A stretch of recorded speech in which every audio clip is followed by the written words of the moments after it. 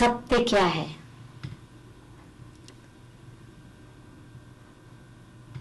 सत्य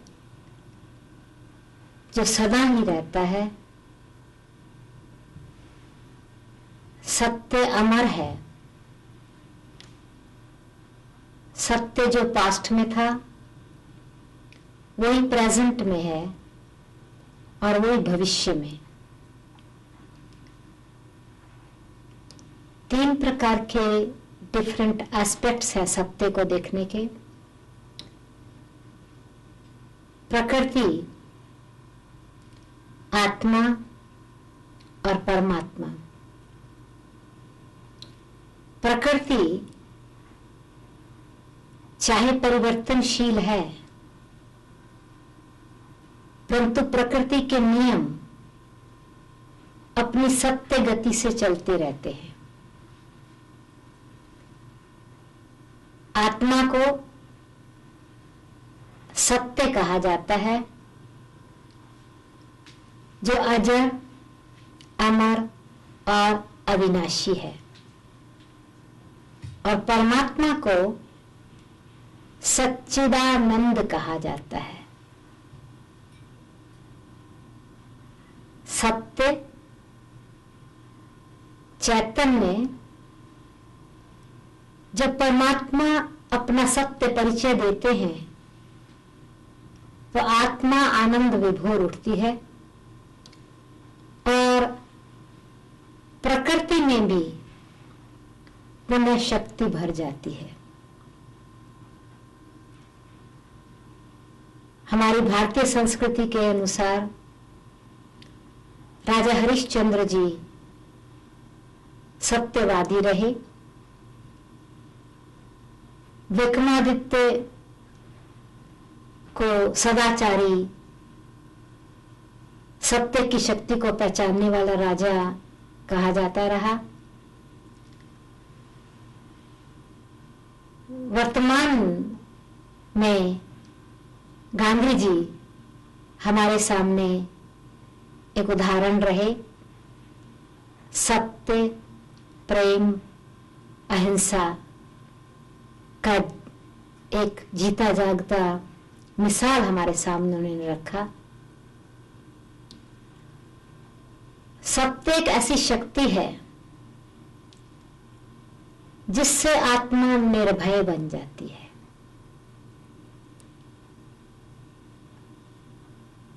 ग्रंथ साहब की वाणी में आता है, आद सत्य, जुगाद सच, है भी सच, नानक होसी भी सच।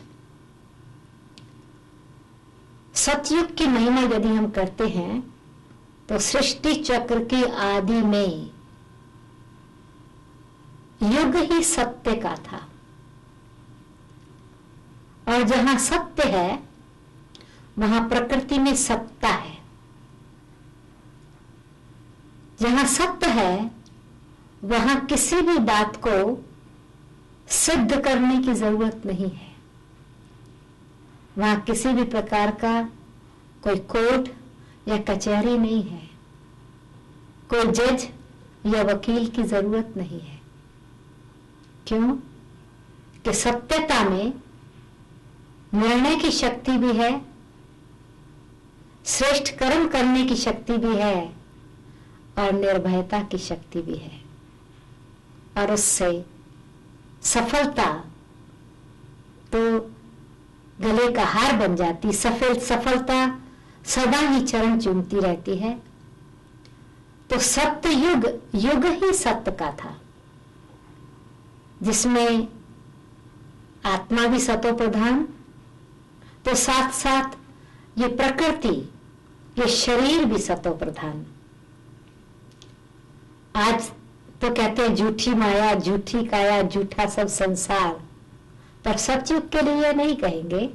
सतयुग में हमारे देवी देवताओं को जो प्रकृति यानी शरीर मिला हुआ था, उस शरीर को भी आज तक उनके चित्र बनाकर हम उनको सत्य मानते हैं, उनका मंदिर बना करके उनकी पूजा करते हैं और और उस प्रकृति को इतना महत्व देते हैं कि जब भी भावना से, श्रद्धा से उनकी छवि को हम सामने रखते हैं देवताओं की, तो ऐसा महसूस होता है कि वो सत्यता अर्थात पवित्रता की शक्ति, सत्यता की शक्ति है, पवित्रता की शक्ति।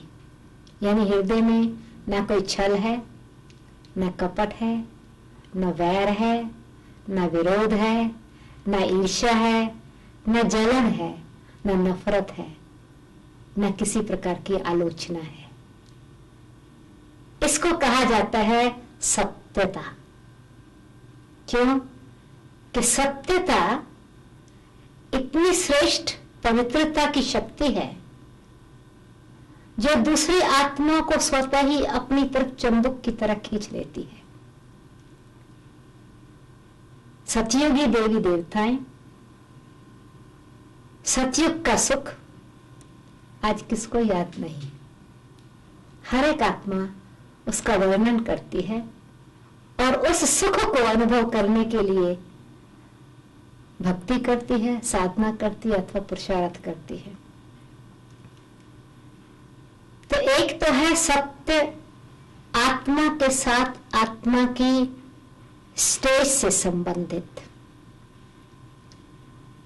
दूसरा आत्मा का परमात्मा के साथ सत्य संबंध। हम ये शरीर के साथ आत्मा का संबंध देखते हैं तो है तो ये भी सत्य, क्योंकि आत्मा शरीर द्वारा कर्म कर रही है। परंतु जब हम शरीर के संबंधों में आते हैं तो जिस भी संबंध में हमारा अपना शरीर भी अपनी प्रकृति के साथ जब हमारा कर्म व्यवहार चलता है तो ये शरीर भी आज है कल नहीं, और इस शरीर में वो शक्ति नहीं, वो पवित्रता नहीं रही। कलयुग में देह का अभिमान जब आ जाता है तो असत्यता उसमें आ जाती है। यानी जहां विकार आ जाते हैं वहां असत्यता है, विकृत रूप आ गया उसका, तो वो रियल रूप नहीं रहा, सत्य नहीं रहा। सत्य कभी भी किसी का अकल्याण नहीं करता, सत्य कल्याणकारी है। इसलिए परमात्मा को कहा जाता है सदा शिव, सत्यम शिवम सुंदरम। वो सदा ही सत्य है, सदा ही कल्याणकारी है, सदा ही सुंदर है, आकर्षण वाला है, ये आकर्षण की मूर्ति है, दिव्यता की मूर्ति है। तो उनके साथ हमारा जो संबंध है वो सच्चा संबंध है अथवा अविनाशी संबंध है। आज शरीर के माता पिता एक जन्म के माता पिता हैं तो कहने में तो आएगा ये हमारा संबंध सच्चा संबंध है, पर सदा का सच्चा संबंध आत्मा का, कितनी बार भी आत्मा शरीर छोड़ करके दूसरा शरीर ले लेवे परंतु फिर भी वो परम पिता आत्माओं का एक ही रहेगा। पर शरीर के भाव से हम देखें तो हर जन्म में पेरेंट्स बदलते रहेंगे, हर जन्म में संबंध बदलते रहेंगे, हर जन्म में जिनके साथ हमारा हिसाब किताब है वो भिन्न भिन्न होता रहेगा। परंतु परमात्मा के साथ हमारा अनादि अविनाशी सत्य संबंध है। तो परम पिता हमारे सत्य पिता हैं, ज्ञान के सागर हैं, वो आत्मा को सच्ची शिक्षा देने वाले हैं, सत्य ज्ञान देने वाले हैं। इसलिए भगवान श्रीमद् भगवत गीता ज्ञान देकर आत्मा को अपने सत्य स्वरूप का बोध कराते हैं और वो ही सदगति दाता है, आत्मा को सत्यता की ओर प्रेरणा दे करके आत्मा की स्पीड श्रेष्ठ कर्म वाली कैसे हो तो गति और सदगति को, मुक्ति और जीवन मुक्ति को प्राप्त कराते हैं। फिर जब हम यहाँ साकार सृष्टि पर बाकी संबंधों में देखते हैं तो संबंध तो वो रियल ही है, परंतु आज उसमें स्वार्थ भर गया है। तो स्वार्थ जहां आ जाता है वहां सत्यता संपूर्ण रीति से अपना कार्य नहीं करती है। इसलिए निस्वार्थ प्रेम में सत्यता समाई हुई है। परमात्मा का प्यार निस्वार्थ और निष्पक्ष है, इसलिए वो सदा ही प्रेम के सागर है, सदा कल्याणकारी है। जब हम मनुष्यात्मा के साथ व्यवहार में आते हैं तो कई सारी बातें, मनुष्य के पास जब स्वार्थ आता है, लोभ की भावना आती है, तो छिपाने का संस्कार आ जाता है, चोरी का विचार आ जाता है। तो चोरी ठगी जहां जाती है वहां सत्य नहीं रहता। और फिर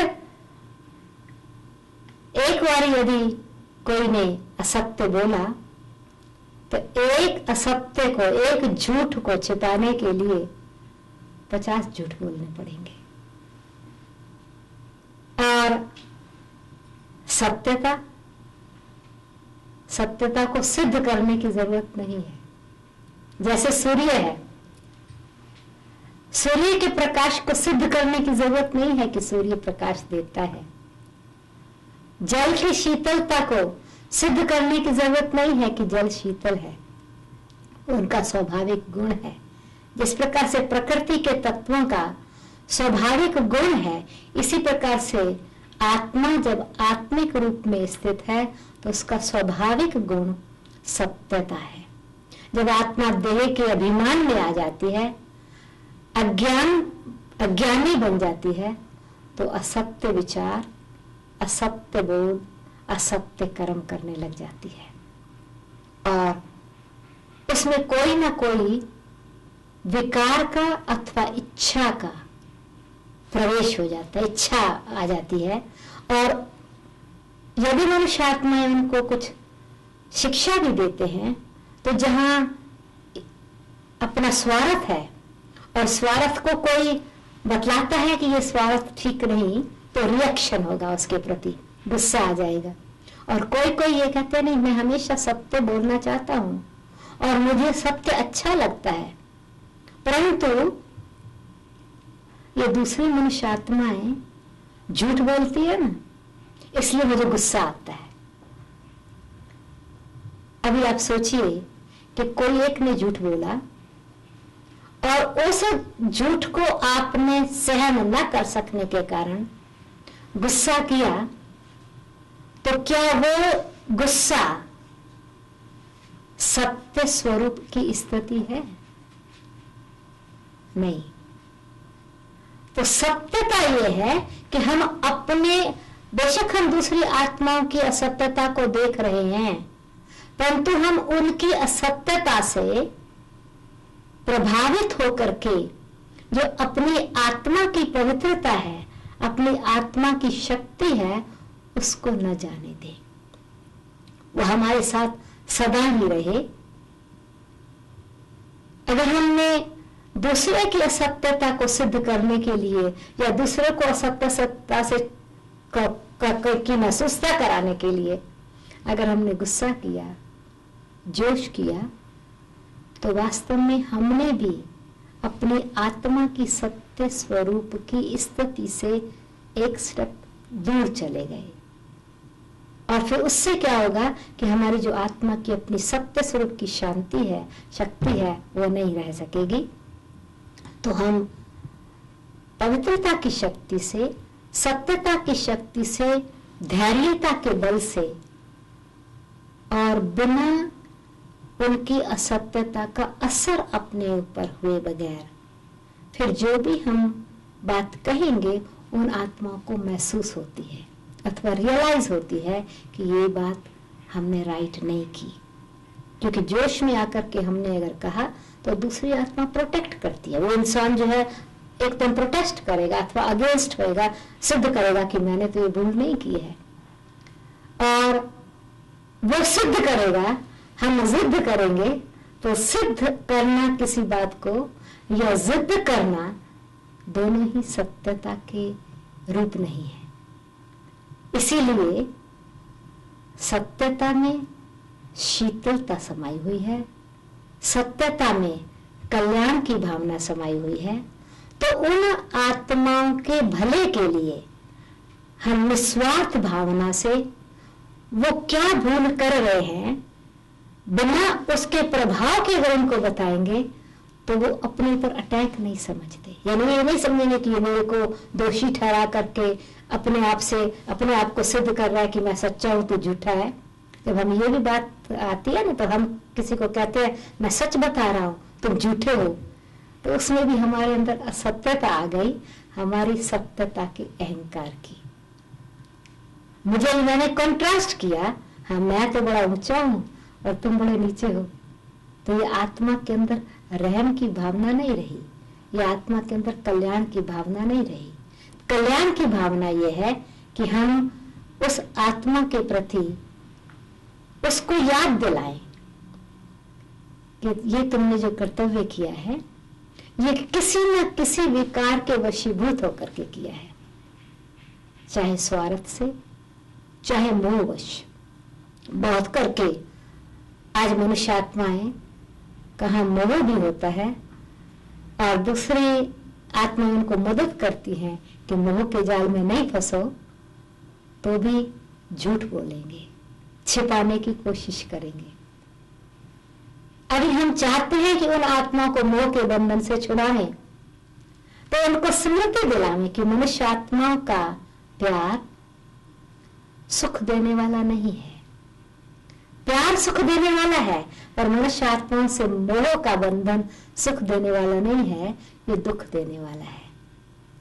तो जब हम आत्माएं परमात्मा से कितना हम आत्माएं प्यार करके और दूसरी आत्माओं को भी यही समझें कि ये भी परमात्मा की संतान प्यारी आत्माएं हैं, तो आत्मिक भाव से प्यार एक गुण हो जाता है और देने के भाव से वो प्यार एक बंधन बन जाता है।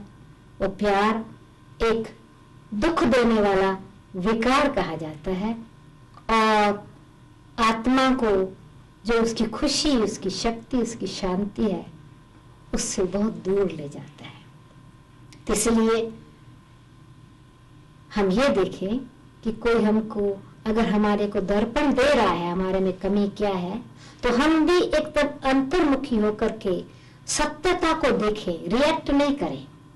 जहां सत्यता होती है तो पहले चुभती जरूर है, कहा जाता है सत्य कड़वा होता है, परंतु सत्य यदि निस्वार्थ भाव से और प्रेम भावना से दिया हुआ है और किसी अहंकार के वश होकर के नहीं दिया है, तो वो कड़वा कड़वा नहीं लगता, वो दवाई लगती है जो मनुष्य आत्मा की असत्यता की बीमारी को दूर करने वाली हो जाती है।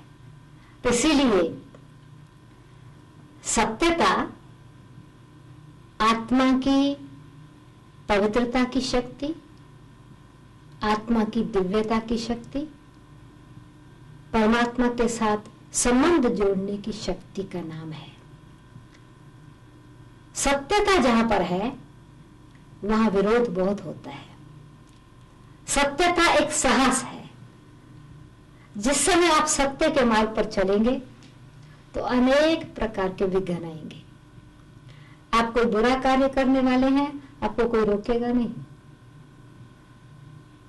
परंतु अगर आप अच्छा कार्य करने वाले हैं, कोई सत्य कार्य करने वाले हैं, तो अनेक आत्माएं आपका विरोध करेंगी। सूक्ष्मता क्या है कि उनको डर लगता है कि आप उनसे कहां बड़े ना हो जावे, उन्नति ना कर लेवे, परंतु आप यदि निस्वार्थ भाव से अपनी सत्यता को शक्ति समझ करके कर्तव्य में लाते जा रहे हैं, कर्म में व्यवहार में ला रहे हैं, तो विरोध विरोध नहीं है। वो विरोध एक प्रकार की ऐसी परीक्षा है जो आपको और ही अपनी सत्यता की शक्ति को अच्छी तरह से स्टडी करने के लिए प्रेरणा देती है। जिस प्रकार से कोई बच्चा स्कूल में बैठा है, एग्जाम देता है, उसके सामने बहुत सारे क्वेश्चंस आते हैं और क्वेश्चंस आते हैं सत्य आंसर के लिए। आप जो है जो क्वेश्चन उठेगा तो उसका सत्य जवाब आप देंगे, तो वो क्वेश्चन विरोध नहीं है, एक्चुअली वो क्वेश्चन जो है, वो परीक्षा जो है, वो आपको आगे बढ़ाने के लिए है। तो आप उनसे घबराएंगे नहीं, आप उसको और बहुत अच्छी तरह से हिम्मत से और कॉन्फिडेंस से जवाब देंगे। परंतु अगर आपने किसी प्रकार की दूसरी आत्माओं से कंपेयर करके मान, शान, पोजीशन की इच्छा आ गई तो फिर हो सकता है आप सत्यता से डिग जावें। परंतु सत्यता को कायम रखने के लिए हिम्मत चाहिए। सत्यता को कायम रखने के लिए परमात्मा के साथ बहुत गहरा संबंध चाहिए। सत्यता की आधारशिला निश्चय है कि मैं कोई खराब कार्य करने के लिए नहीं जा रहा हूं, मैं किसी को नुकसान पहुंचाने वाली आत्मा नहीं हूं, क्योंकि मैं कल्याणकारी परमात्मा की संतान हूं। तो कहा जाता है सत्य की नाव डोलेगी बहुत परंतु डूबेगी नहीं। विरोध बहुत आएंगे परंतु वो नाव जब सत्य की चल रही है तो तूफान अनेक हैं, परंतु वो तूफान भी एक तोहफा बन जाते हैं और जीवन की नैया को बहुत आगे पार ले जा सकते हैं। सत्यता की दूसरी कसौटी है निर्भयता। परीक्षाएं तो आएंगी परंतु आप निर्भय होकर के कार्य कर रहे हैं तो आपके हृदय में एक आनंद की अनुभूति हो रही है। कहा जाता है जहां सच है वहां आप आनंद प्रेम से ऐसे ही डांस करते रहेंगे जैसे कि भगवान की मुरली सुनकर के गोपियां आनंद में झूमती थी अथवा नाचती थी। तो सच को किसी चीज का विरोध का डर नहीं है। क्यों? कि सत्यता आपकी अनेक प्रकार की परीक्षाओं के बाद दूसरी आत्माओं के लिए तीसरा नेत्र खोलने वाली शक्ति बन जाती है। सत्यता बड़े बड़े धर्म पिताओं ने जब आकर के सत्यता का संदेश दिया तो विरोध बहुत हुआ। सत्य धर्म की स्थापना में विघ्न अनेक आए, परंतु जब सत्य स्वधर्म बन करके कर्म में आ जाता है तो सत्य को सभी नमस्कार करते हैं, सत्य के सामने सभी झुकते हैं। सत्य एक बहुत ऊंची चोटी पर चढ़ने के समान है। अथक होकर के कार्य करते रहें। कोई कोई ये कहते हैं जी आज के जमाने में अभी सत्यता कहाँ, अगर सच बोलो तो कमाई ही नहीं होगी, अगर सच बोलो तो कोई सहयोग नहीं देगा।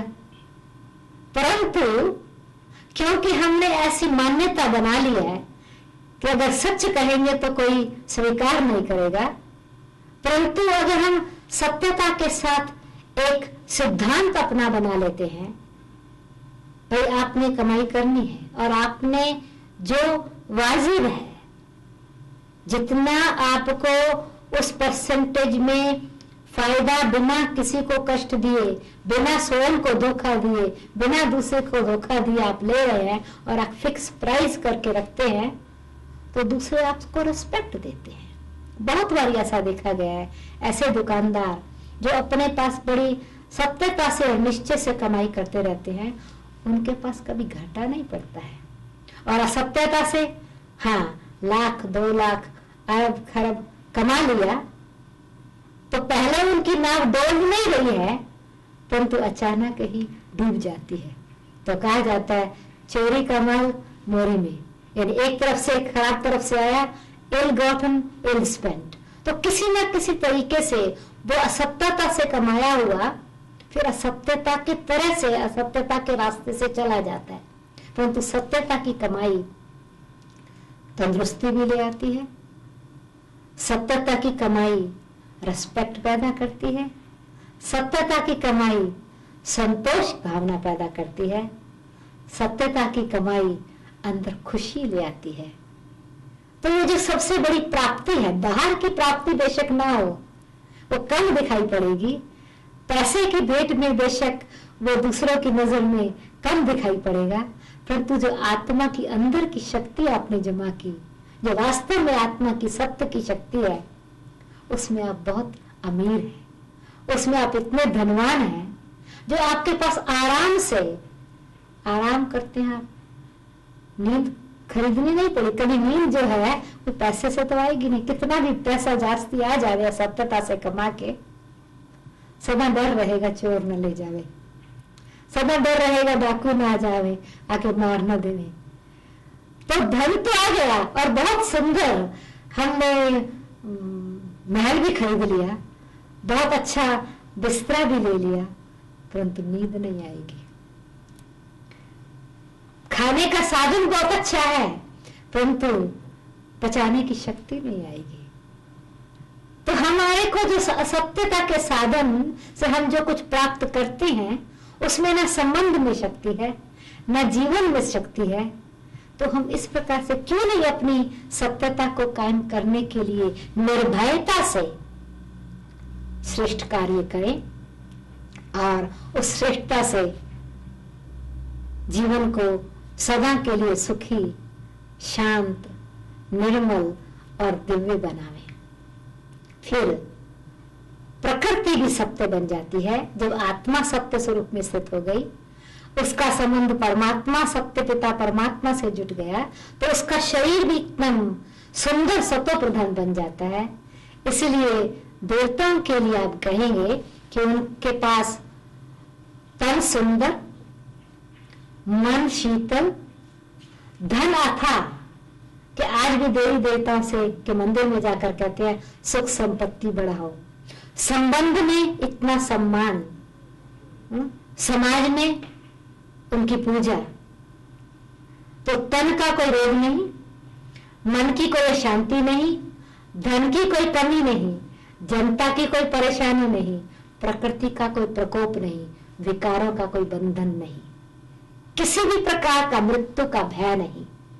तो ऐसी निर्भय आत्मा जब सत्यता की शक्ति को अपना लेती है तो न उसको दुनिया की क्रिटिसिज्म का भय है, न उसको बीमारी का भय है, न उसको मृत्यु का भय है, न उसको समाज का भय है, क्योंकि अनेक प्रकार के भय है समाज में। परंतु जब हम अपने सत्य स्वरूप में स्थित हो जाते हैं तो हर प्रकार की निर्भयता आ जाती है, हर प्रकार की अमरता को हम प्राप्त कर लेते हैं सत्य परमात्मा के साथ संबंध जोड़ने से और अपने आप को सत्य चित्त आत्मा समझने से। इसलिए इस सत्य स्वरूप की, प्रकृति के सत्य रूप को देखते हुए, स्वच्छता को देखते हुए अपने आप को मैं सत्य चित्त आत्मा हूँ और सच्चित आनंद परम पिता परमात्मा शिव की संतान हूँ, तो सत्यम शिवम सुंदरम के गीत हमारे हृदय में सदा बजते रहेंगे और हम सतयुग की स्थापना इस सृष्टि पर ला सकेंगे।